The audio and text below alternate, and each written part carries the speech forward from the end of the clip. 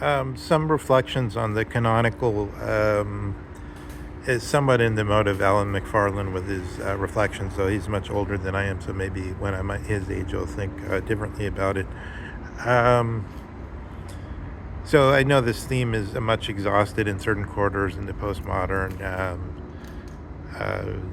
Jacques Derrida, Avital Ronell, um, and this type of coordination under Levinas and this type of thing. But I just wanted to give a naive account of the question from the point of view specifically of the example of the different Dasein implied by the change in concepts. So in this case, we have the example I want to give is connected to the third critique.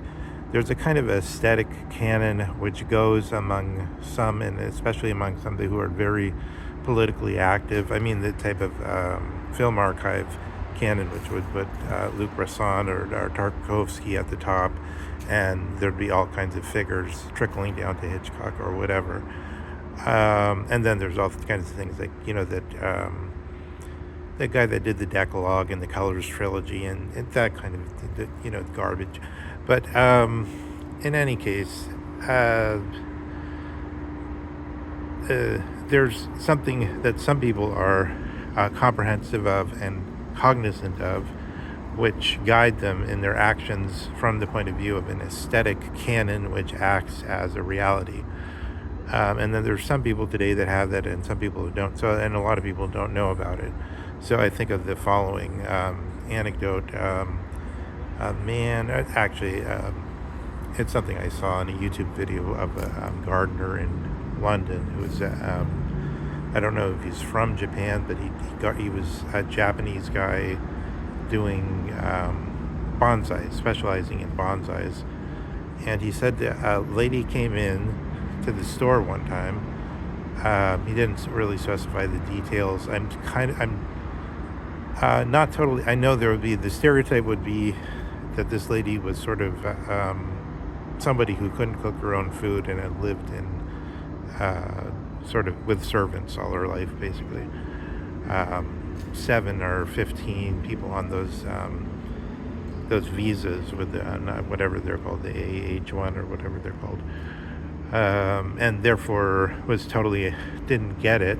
But what happened is she brought the plant back and it was dead, and he said she didn't know that she was supposed to water it. So this is the but that's the real thing, right? So sometimes you don't know something, and in the same way, a lot of people don't know that this canon is something real and exists. This aesthetic canon, and certain people are moved by it. Zizek, others, Dugan is aware of it, I think. Lynch could try to get a place in the canon, but it would be rather low. Dugan actually says Tarkovsky is pretentious, so they would disagree with the canonical view. But it has the power, and people watch those films. They say this is Stalker by Tarkovsky. This is one of the greatest works of art, and so on. So I think you people are more familiar vaguely with this artistic canon going into the early part of the 20th century, Matisse, Van Gogh, and so on, coming out of obscurity in the case of Van Gogh. But we're less familiar with that. I think less familiar to most Americans would be that the film canon and the power it has.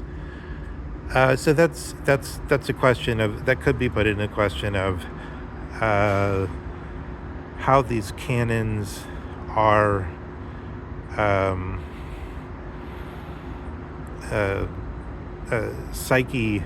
psychopomps that lead sectors of Dasein and influence their moral and ethical conclusions and decisions.